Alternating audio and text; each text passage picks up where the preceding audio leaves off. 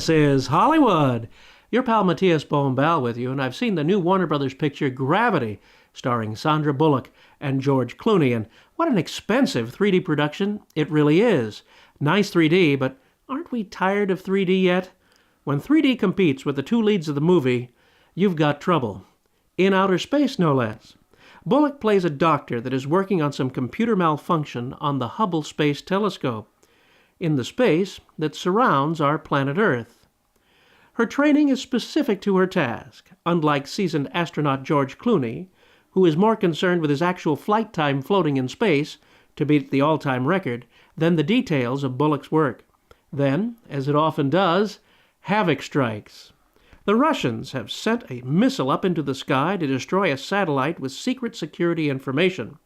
This creates a punctually returning orbiting field of space debris that you can set your watch to that infuses the story with some anticipated activity in the normal quiet of space. As it rolls around the first time, this happens. Brake! Brake! You have to brake! The can's empty. We're gonna hit hard. Grab a hold of anything you can.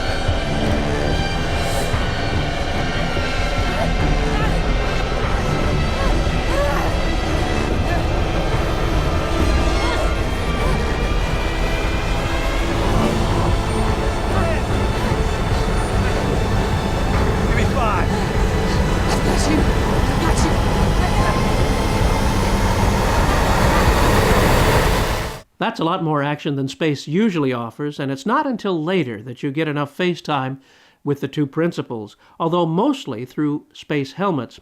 There's been a lot of Oscar buzz about Sandra Bullock's performance, but the only buzz I felt was the similarity of George Clooney's part to that of Buzz Lightyear. Speaking of animation, watch for an animated cameo of a dear Warner Brothers personality in a 3D statuette which floats by, none other than everyone's favorite Martian, Marvin. I see you looking at me.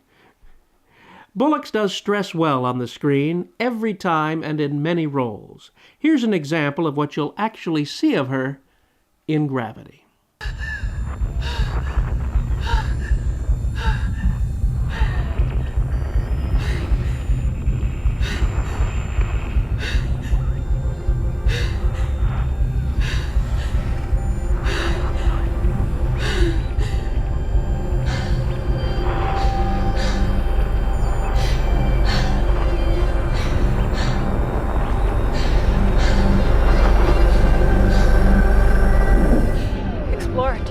Copy.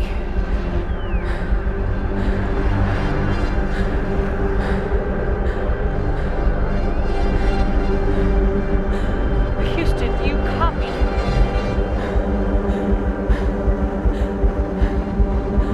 Houston, this is Mission Specialist Ryan Stone. I am off structure and I'm drifting. Do you copy?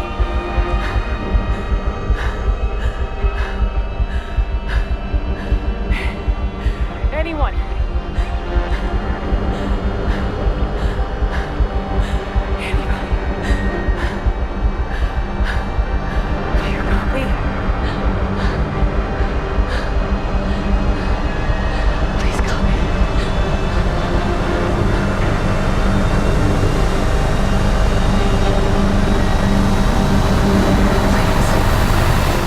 There she drifts into space, which would seem like a lonely place until the second coming of the debris field.